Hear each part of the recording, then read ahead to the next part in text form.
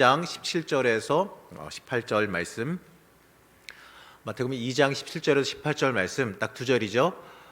자, 제가 색깔을 좀 다르게 해놨죠. 이유가 있어요. 읽고 나서 한번 보자고요. 자, 함께 한 목소리로 천천히 합독하시겠습니다. 이에 선지자 예레미야를 통하여 말씀하신 바 라마에서 슬퍼하며 크게 통곡하는 소리가 들리니 라헬이 그 자식을 위하여 애곡하는 것이라. 그가 자식이 없으므로 위로받기를 거절하였도다 함이 이루어졌느니라. 자, 잠깐 넘기지 마시고요. 자, 보자고요. 제가 칠해놓은 걸 봤죠. 선지자를 통하여 말씀하신 바 말씀이 이루어졌느니라. 자, 여기를 한번 기억해 주세요. 자, 다시 한번 인사하겠습니다. 새해 복 많이 받으세요 하기도 그렇고 첫 번째 만나는 성서 아카데미니까요. 여러분 주변 한번 둘러보시면서 한번 인사하죠. 올해에도 하나님의 은혜와 평강이 함께 하시기를 축복합니다 하면서 축복해 주시죠.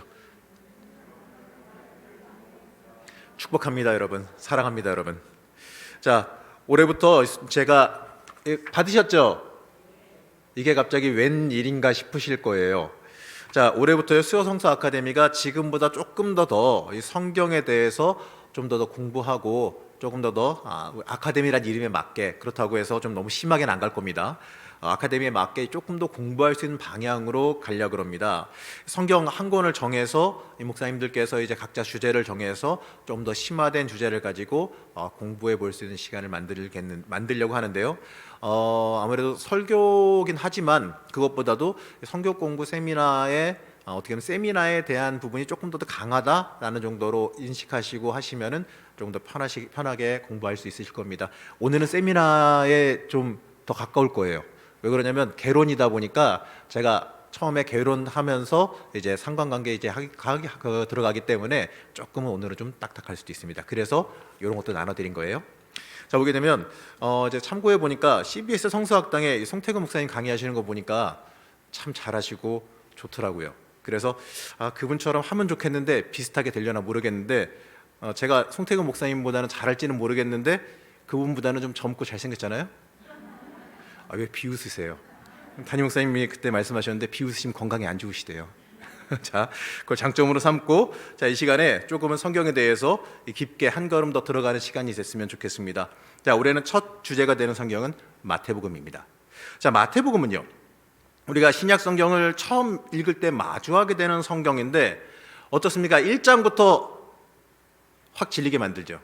내가 올해는 신약을 일독하리라 하고서 이제 마태복음을 딱 펴서 1장을 딱 보면 1장 1절부터 뭐라 그러죠? 아브라함과 다윗의 자손 예수 그리스도의 계보니라. 그냥 말 그대로 처음부터 족보부터 시작하기 때문에 조금 좀 마음에 좀 걸림돌이 되는 성경이기도 합니다. 하지만 이 마태복음은요, 결론적으로 우리에게 모든 것의 정답이 예수님이시다라는 것을 가르쳐주고 있는 성경입니다. 먼저 복음서라고 불리는 이 마태복음을 시작하기 전에 짧게 이 개론 부분부터 좀 다뤄보겠습니다. 첫 시간이니까 이렇게 다루는데요. 자, 보게 되면 여러분 사복음서. 자, 화면에 이제 보시게 되면 사복음서라고 하죠. 사복음서면 뭐죠? 앞에 써 있어요. 마태, 마가, 누가, 요한. 네, 이거는 뭐 더 굳이 자막을 이런 걸 구태하시냐 이렇게 하실 텐데, 자, 보게 되면 이 총 4권의 성경이에요. 근데 복음서는 여러분 아셔야 될 게 뭐냐면 예수님의 일대기나 위인전기 아닙니다. 전적으로요, 예수님간의 3년간의 공생에 예수님의 사역에만 포커스가 맞아져 있습니다. 그리고 이게 역사서나 위인전으로 보기에는요 되게 불친절해요. 왜냐하면 그 3년간의 사역마저도 완벽하게 시간별로 구성되어져 있느냐? 아니거든요. 각 복음서별로요 약간의 배열이 다 달라요. 어디선 이게 먼저고 저게 먼저고 막 달라요. 어디선 이거 있고 없고 막 달라요. 그리고요, 심지어 시간별로 구성할 수 있는 충분한 정보조차도 안 줍니다. 정보보다도요. 왜 그러냐면 예수님의 일대기를 나열해서 시간별로 이렇게 알려주기 위한 게 아니라 정보보다는요, 예수님의 인격과 예수님의 가르치심, 그 말씀에 관심이 집중되어져 있기 때문에 그렇습니다. 그리고 복음서는요, 모두 결론적으로 예수님의 죽음과 이 부활을 정점으로 해서 진행하게 됩니다. 이 모든 사복음서의 본문은요, 예수님의 죽음과 이 부활과 관련돼 있다라는 것을 우리가 먼저 알고 봐야 우리가 그것을 갖다가 좀 더 열린 눈으로 볼 수 있게 됩니다. 자, 그러면 사복음서라 했는데 또 들리는 말이 있어요. 공관복음이라고. 자, 이제 보게 되면 공관복음, 이게 무슨 말입니까? 앞에 자막을 보니 마태, 마가, 누가라는 건 알겠는데 이게 무슨 얘기냐면요, 같은 관점으로 예수님의 생애를 바라봤다라는 뜻입니다. 구분해 보게 되면 마태, 마가, 누가죠. 각 복음서마다 기록 목적에 따라서 다른 방법으로 예수님에 대해서 기록하고 소개하고 있다라는 것입니다. 자, 그러면 남은 것은 요한복음인데, 이 요한복음은요, 공관 복음과는 여러 부분에서 조금 다릅니다. 우선은 기록 연대부터가 달라요. 자, 요한복음은요, 한 100년 더 뒤에 기록된 책입니다. 그러다 보니까 환경, 여건 모든 게 달랐다는 얘기죠. 또 요한복음은요, 유대 지방에서 행하신 예수님의 그 초기 사역 부분에 더 관심이 많고요. 또 예수님의 설교 부분에 더 관심이 더 많습니다. 그리고 공관복음보다는 예수님의 생애와 죽음에 대해서 더 풍성하게 담고 있죠. 자, 오늘 주제가 이제 마태복음이니까 요한복음에 대한 내용은 이제 나중에 요한복음을 할 때 좀 더 이 부분을 자세하게 다루도록 하겠습니다. 자, 이제 표를 하나 보여드릴 텐데요. 자, 도표를 하나 보여드리게 되면, 자, 이게 분류를 한번 해봤어요. 자, 여러분 갖고 계신 그 유인물에도 있는데, 자, 청중이 누구냐? 마태는 누구에게 기록됐느냐? 자, 누구에게 기록되어졌느냐가 되게 중요합니다. 왜 그러냐면 누구에게 기록되어졌느냐에 따라서 그 사람이 알아듣기 쉬운 얘기로 해야 되기 때문에 그렇습니다. 예능 프로를 언젠가 이제 제가 그걸 직접 본 건 아니고 인터넷에서 돌아다니는 걸 하나 이렇게 본 적이 있는데 이렇게 얘기하더라고요. 장동민이 열심히 저기 무슨 사람한테 그 자기가 옛날에 PC방 사업을 했다고 설명을 해요. 근데 그 사람이 못 알아듣습니다. 아니, 왜 집에 컴퓨터들이 없냐? 왜 거기까지 가서 하고 그래? 이러니까 적절한 비유인지 모르겠는데 장동민이 한 번에 이해시키더라고요. 형은 집에 술 많은데 왜 술집 가서 먹고? 이러니까 한 번에 아 하고 이해하는 거 보고서 이게 사람에 따라 다른 얘기거든요. 그 사람이 이해하기 쉽게 하기 위해서 그 대상자가 누구냐, 그 대상자가 어떻게 이해하기 쉽게 하느냐에 따라서 관점이 다 다르기 때문에 그렇습니다. 다시 한번 도표를 보여주시면 마태복음은요, 청중이 유대인입니다. 그리고 마가복음은요, 로마 그리스도인들입니다. 누가복음은 헬라인에 대한 거고, 또 요한은 또 헬라 세계 전반적인 것, 그리고 요한의 공동체라고 하는 그 당시에 공동체가 적혀 있었는데 그 공동체의 교제나 이런 것을 쓰기 위해서 그들에게 전해졌다라는 것이죠. 자, 이제 보게 되면 기록 대상, 기록 목적을 할 수 있는 청중에 대해 보게 되는데, 마태는 유대인 기독교인들에게, 여기 보면 유대인 기독교인들에게 기록되어졌다 그러지 않습니까? 당연히 그들의 관심, 자, 유대인들에게 대한 관심이 뭡니까? 율법의 완성이죠.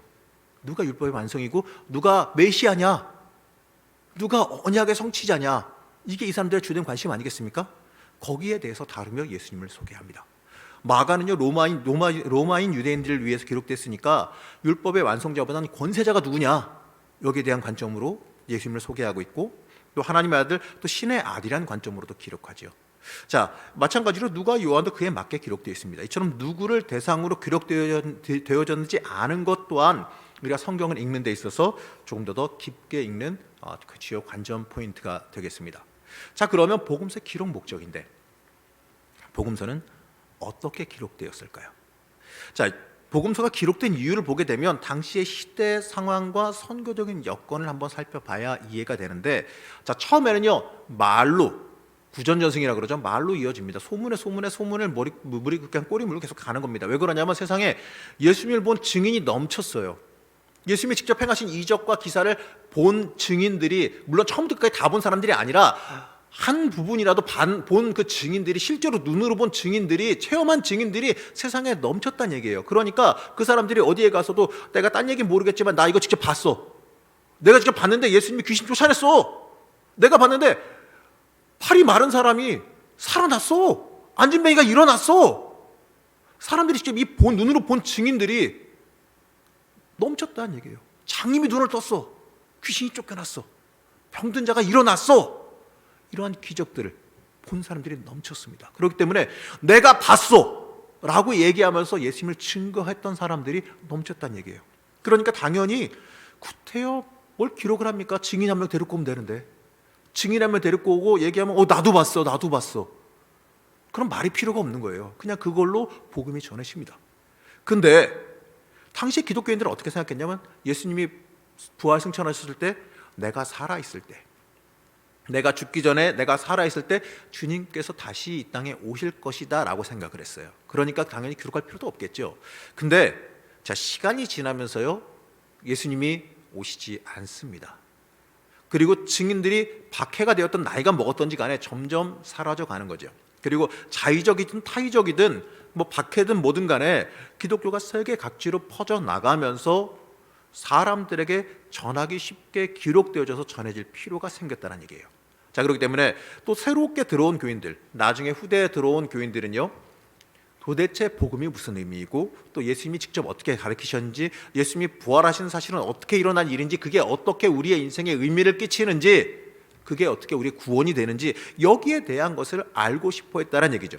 그래서 특정한 저자들이 특정한 이유를 위해서 각종 구전 자료들, 그것들 모으고 각종 편지와 기록들을 모으고 또 증인들의 증언을 모아서 오늘날의 형태로 구성되게 된 겁니다. 그러나 물론 그렇다고 해서 뭐 사람이 아무렇게나 편집했다는 얘기가 아니라 성령께서 개입하셔서 우리에게 필요한 대로 역사에서 편집해 주셨다고 보는 게 더 맞겠죠. 어쨌든 간에 성경에 기록된 사건 말고도 더 많은 기적과 역사가 물론 넘쳐 흐른다는 얘기입니다. 자, 그렇기 때문에 그러나 예수님에 대한 증언이나 위인 전기가 아니라 예수님을 전하기 위해 구성된 신학적인 설교문이다, 이렇게 인식해야 돼요. 절대로 위인전이다 아니다? 아니에요. 시간대별로 기록됐다 아니다? 아니에요. 다 거기에 기록되어 있는 기적과 이적, 예수님이 행하신 그 설교문, 이 모든 것들이 다 이유가 있이 편집되어졌고 이유가 있이 다 구성되어져 있다라는 것을 우리가 읽어야 돼요. 자, 이걸 알고 우리가 읽어야 돼요. 그래야 사복음서가 각자 다 다르게 존재하는 이유를 알게 되는 겁니다. 아니면 이렇게 얘기할 수 있어요. 똑같은 얘기 4번이나 써놨어. 실제로 이렇게 얘기하신 분 있었어요. 교회 다닌 지 얼마 안 되시는 분이 와서 이게 물어보시더라고요. 목사님, 왜 성경책을 요새 읽고 있는데 똑같은 얘기가 4번 나와요? 복음서 4번 있으니까. 근데 그렇게 얘기할 수도 있는 얘기인데, 근데 우리가 그게 다 다르다는 걸 알지 않습니까? 관점을 우리가 인식하게 되면 이유와 목적에 따라서 왜 기록되어졌는지를 우리가 알게 됩니다. 자, 그러면 이렇게 해서 복음서에 대해서 정말 가장 기본적인 기초의 내용을 잠깐 살펴봤는데, 이제 마태복음에 대해서 집중적으로 들어가 보겠습니다. 저는 마태복음에서 맡은 부분이 구약과의 관계입니다. 이제 다음 주에는 김동욱 목사님이 제자도에 관련된 부분을 갖다가 이제 또 전에 알려주실 텐데, 저는 이제 구약과 마태복음의 관계거든요.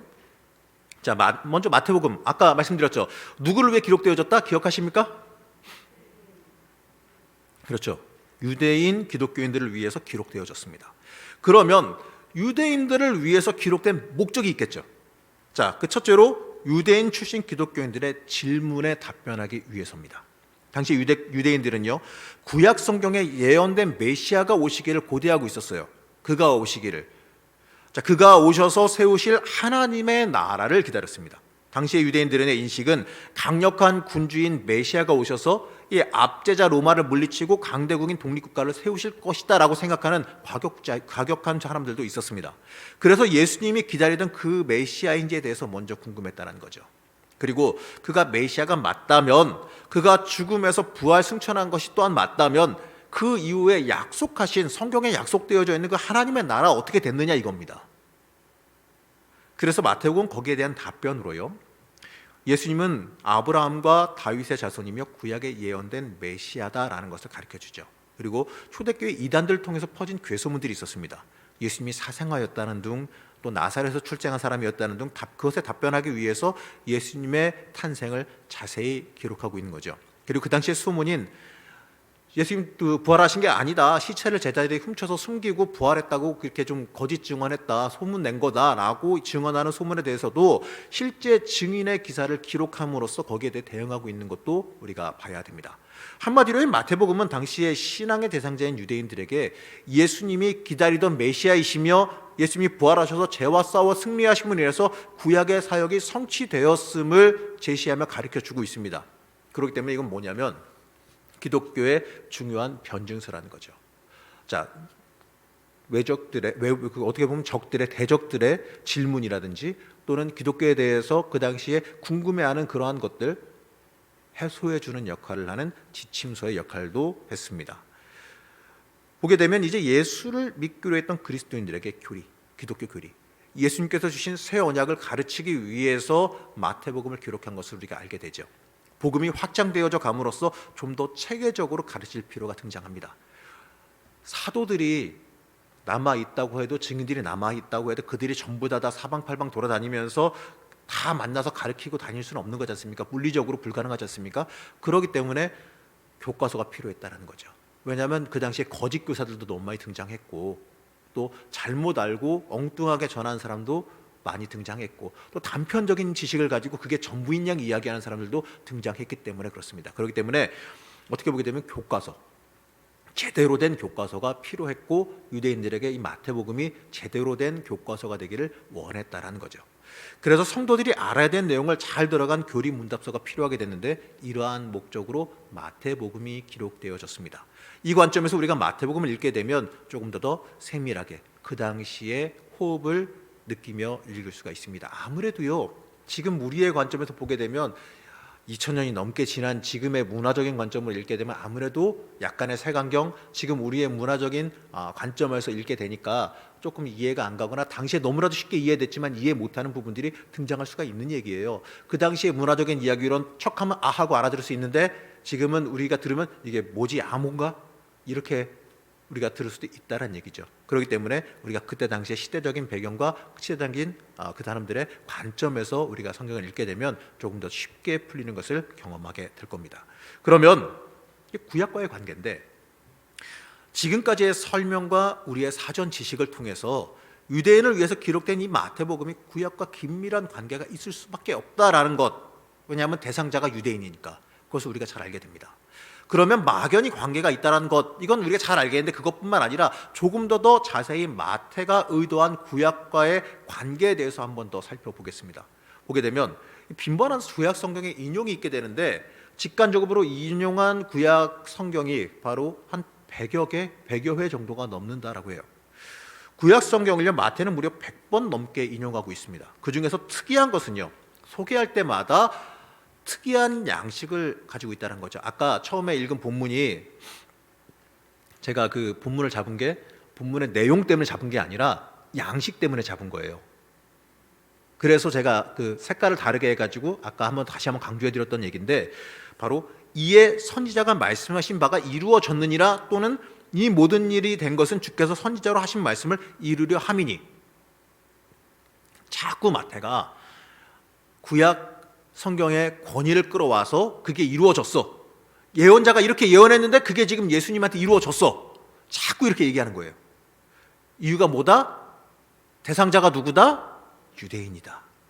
이러한 양식을 통해서 예수님의 생애를 설명하게 되는데, 예수님은 바로 유대인이 갈망하던 그 사람, 하나님께서 보내신 그 사람, 그 메시아이심을 갖다가 가르치기 위해서죠. 한마디로요, 예수님이 이단 아니야, 새롭게 등장한 사람 아니야, 그가 가르치는 그 가르침이 뭔가 특별하게 새롭게 또 나온 뭔가 다른, 너희들이 지금 알고 있는 그것과 이질적인 그것이 아니라 너희들이 알고 있는 율법, 너희들이 지금까지 믿고 행하고 오는 그 모든 것의 완성형이야.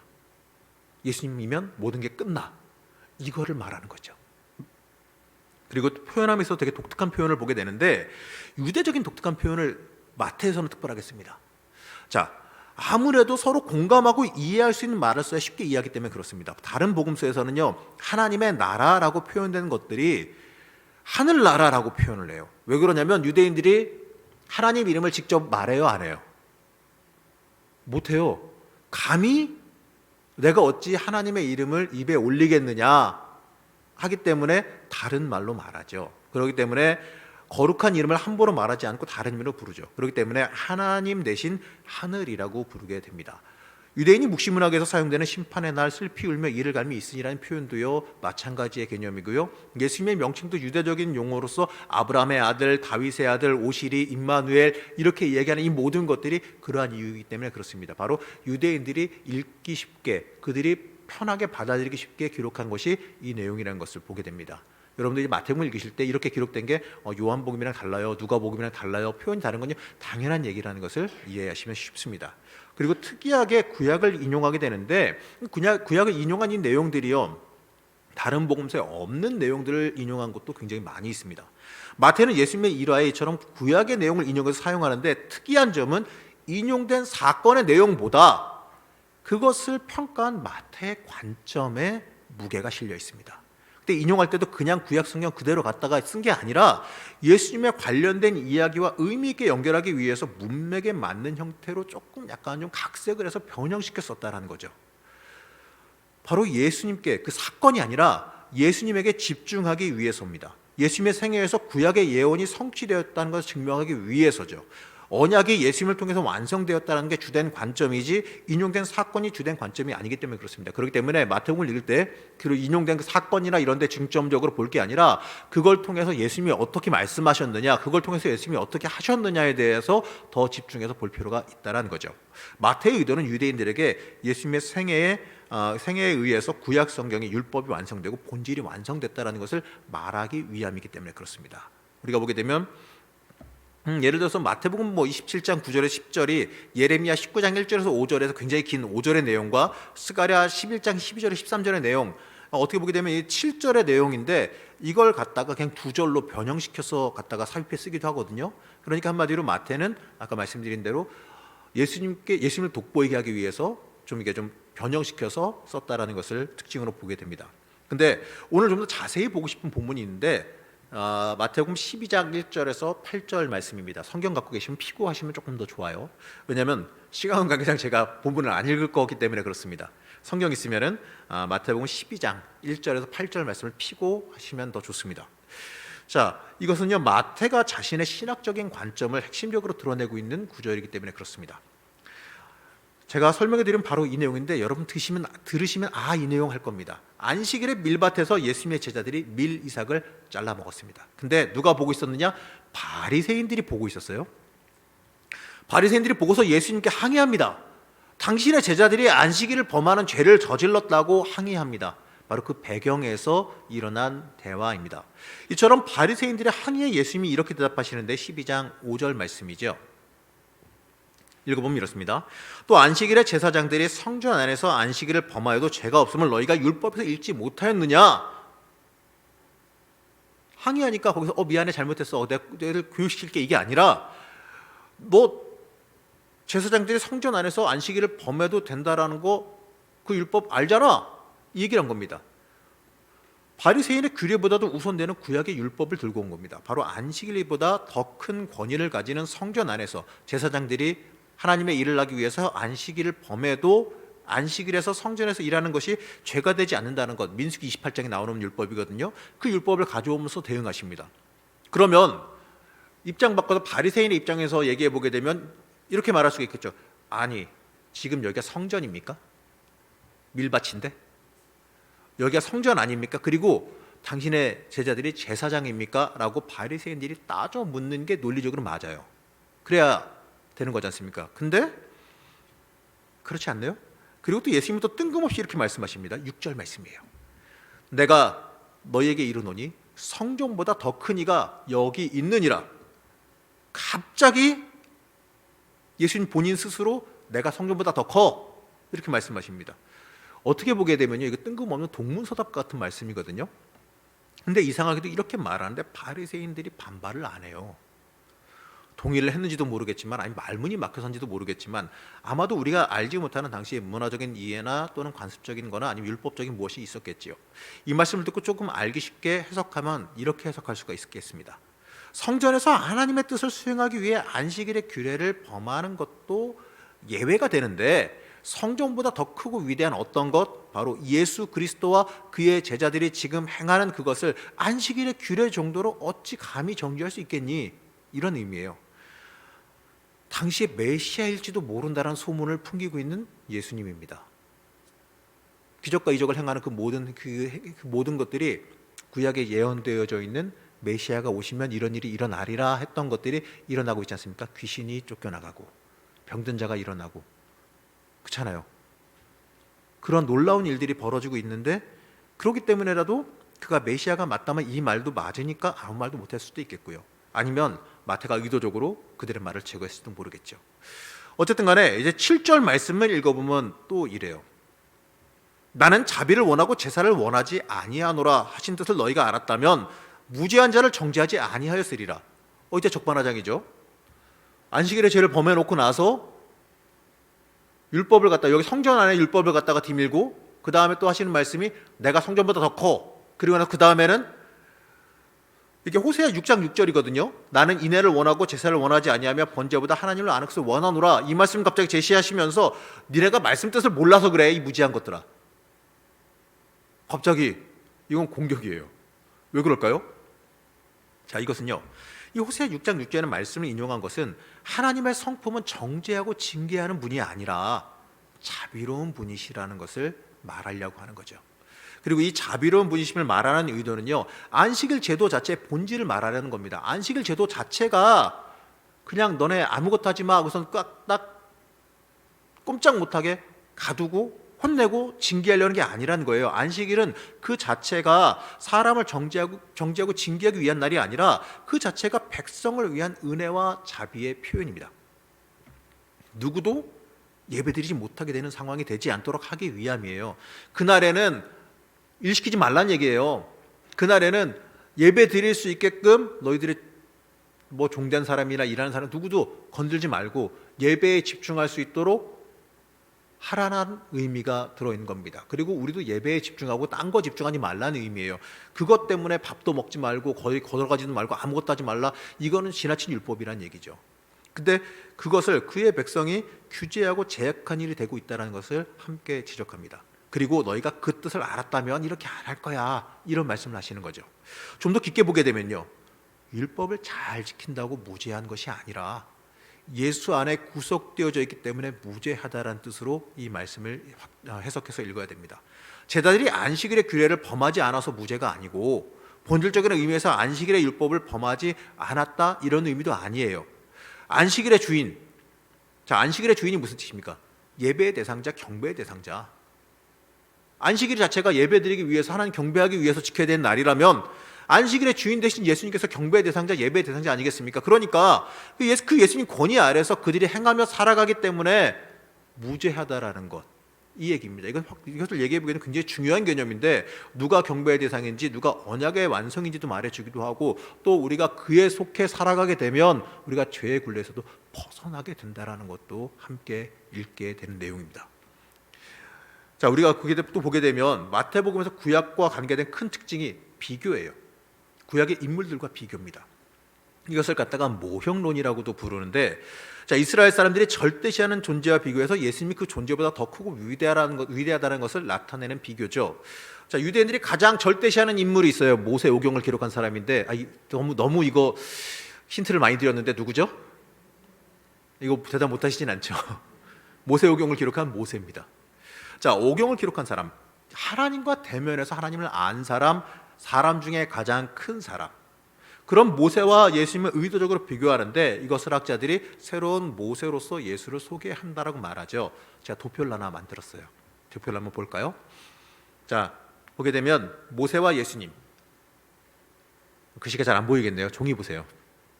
자, 모세의 탄생. 자, 히브리의 사내아이를 죽여라. 그 가운데 모세가 기적적으로 생존했습니다.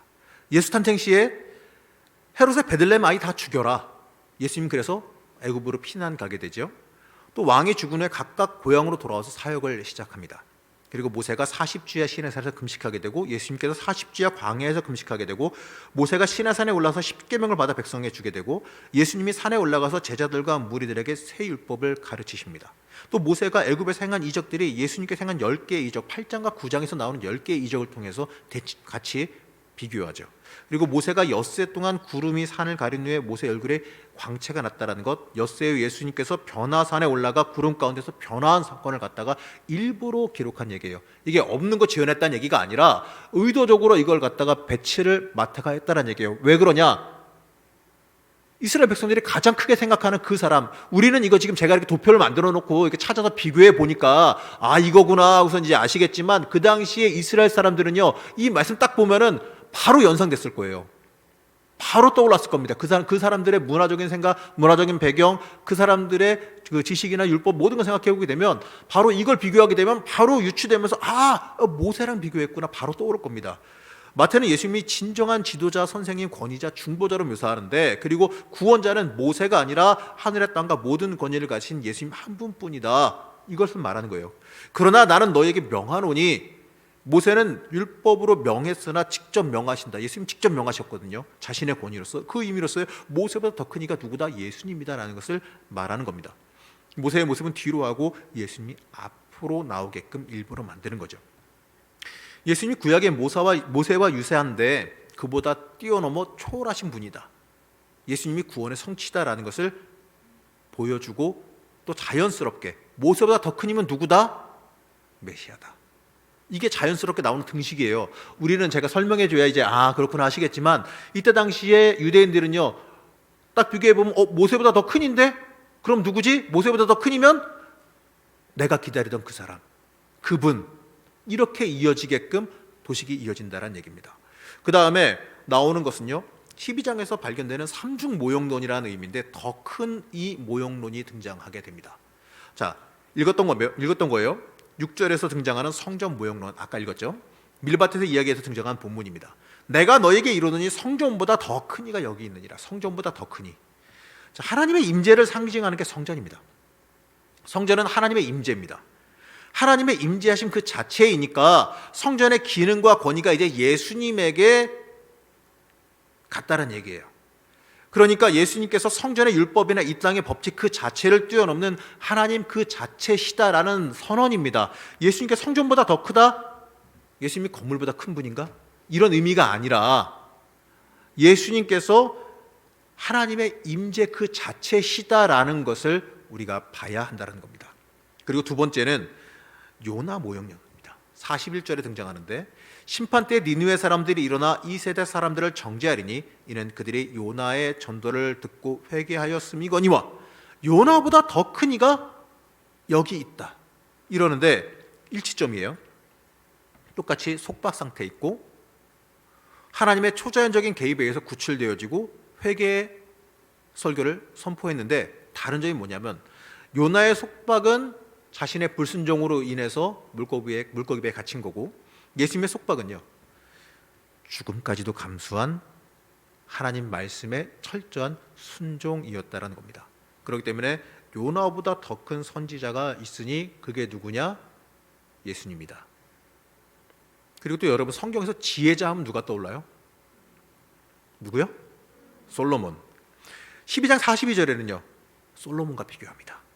심판 때에 남방 여왕이 일어나 이 세대 사람을 정죄하리니 이는 그가 솔로몬의 지혜로운 말을 들으려고 땅 끝에서 왔음이거니와 솔로몬보다 더 큰 이가 여기에 있느니라. 일치점. 자, 도표보게 되면 모두 다 다윗의 자손이에요. 다윗의 자손 예수요. 그렇지 않습니까? 또 모두 지혜자로서 특징 지워집니다. 예수님의 그 말씀에 듣고 그 지혜에 논란이라. 그렇지 않습니까? 그의 말씀에 듣고 사람들이 여태껏 듣지 못하던 곳에서 놀랬다라는 얘기들이 종종 나오잖아요. 또 솔로몬은 근데 다른 점이 뭐냐면 말년에 우상 숭배에 빠져들었죠. 참 안타깝습니다. 그런데 예수님은요 그의 생애를 통틀어서 하나님의 말씀, 하나님의 뜻에만 온전히 순종하며 사셨습니다. 그래서 십자가에 달리시는 것마저도 우리를 구원하기 위해서 기꺼이 감수하셨죠. 이 부분이 달라요. 그렇기 때문에 솔로몬보다 더 큰 지혜자가 누구냐? 예수님. 마태복음에서는 그 다음에 11장 11절에서는 세례 요한보다도 더 큰 이로 예수님을 묘사합니다. 이것은 이렇게 쭉 이어져 가면서 다루진 않지만 이제 22장 41절에 26절에 걸쳐서 다윗보다 더 큰 이가 누구냐? 예수님이다까지 이어지게 됩니다. 결론적으로는요 모든 위대한 사람, 하나님의 사람보다 더 큰 사람이 누구냐? 그가 바로 예수님이시라는 것을 말하죠. 마태복음 전반적으로 해서 쭉 구약과의 상관관계를 이어져 가면서 예수님이 누구시냐를 사람들에게 소개하고 있는데 유대인들에게 예수님이 바로 우리가 기다리던 그 메시아이기 때문에 딴 길 가지 말고 의심도 하지 말고 예수님 앞으로 와야 산다라는 것을 다시 한번 그들에게 가르쳐 주는데 초점이 맞아져 있습니다. 자, 오늘 이렇게 구약과 이 마태복음의 관계에 대해서 다른 부분은 다 제외하고 구약과 마태복음의 관계에 대해서만 몇 군데 모아서 잠깐 살펴봤는데 이제 이 마태복음은 기록 목적 자체가 유대인 기독교인을 위한 복음서이기 때문에 구약과 뗄래야 뗄 수 없는 관계인 것을 우리가 먼저 인식해야 됩니다. 그래서 마태복음의 관점은요 예수님을 새로운 복음으로 제시하는 것이 아니라 유대신앙의 완성이자 그들의 율법의 완성, 그들이 기다리던 메시아이심을 가르쳐 주는 데 집중하고 있습니다. 그토록 오랜 역사를 통해 기다리던 메시아, 그들이 지금 이 어려운 현실 속에서 그들을 건져주실 구원자가 예수님임을 가르쳐주고 있는 겁니다. 그러면서 참된 하나님의 나라를 가르쳐주고 있는 거죠. 자, 우리가 이 구약과의 관계를 살펴보면서 뭘 봐야겠습니까? 그냥 쭉 보면서 신학적인 지식 늘었다, 성경적인 지식 늘었다, 모르던 거 알았네? 죄송합니다. 그러고 아시면 제가 실패한 겁니다. 그러면 안 돼요. 보지 못했던 성경의 관점을 보게 됨으로써 입체적으로 성경을 읽는 것에 그쳐서도 안 돼요.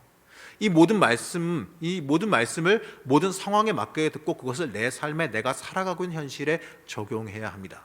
우리가 유대인들에게 마태가 제시한 복음, 예수님이 기다리시던 메시아이시다라는 이 메시지를 통해서 이렇게 읽어야 되는데, 앞에 화면에 띄워보면 이렇게 읽었으면 좋겠습니다. 한번 읽어볼까요? 시작. 그렇죠. 유대인들은요, 마태복음이 제시한 내용을 보면서 내가 그토록 기다리던 그분이 오셨구나. 내 인생에 걸쳐서, 우리의 역사에 걸쳐서 고대하고 기다리던 그분이 오셨구나. 이제 모든 게 해결되었다라는 마음으로 예수님을 마주했을 겁니다.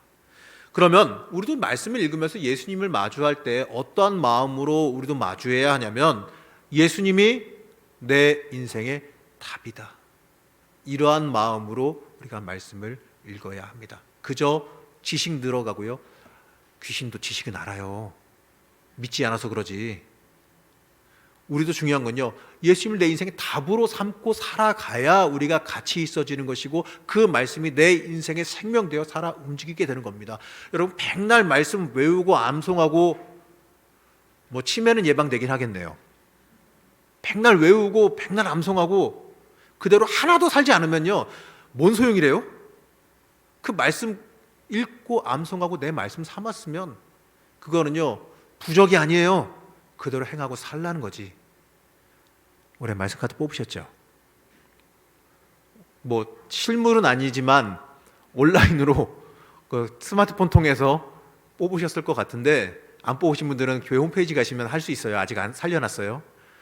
받아놓으시면 그 말씀 뽑고서 그거 핸드폰에 저장하고 부적처럼 들고 다니시면 안 돼요. 이 말씀대로 올해 난 이런 복이 올 거야, 이게 아니라 그 말씀대로 살라라는 명령입니다. 그래야 그게 나한테 복입니다. 오늘 공부하시면서 잊지 말고 기억하셔야 될 내용이 이겁니다. 예수님이 기다리던 내 인생의 답입니다. 우리가 우리의 신앙에서도 예수님이 답이 되는 삶을 소망하시기 바랍니다. 유대인에게는요, 당시 그들의 관점과 지식, 배경에 가장 맞는 인생의 답을 제시해 주신 것처럼 내 인생에도 예수님이 가장 적합한 답으로서 다가오실 겁니다. 그렇기 때문에 우리는 내 삶 속에서도, 내 신앙에서도 예수님이 답임을 온전히 고백하며 또 말씀 읽으며 묵상하며 살아가시는 여러분 되시길 간절히 축원합니다. 잠깐 기도하겠습니다.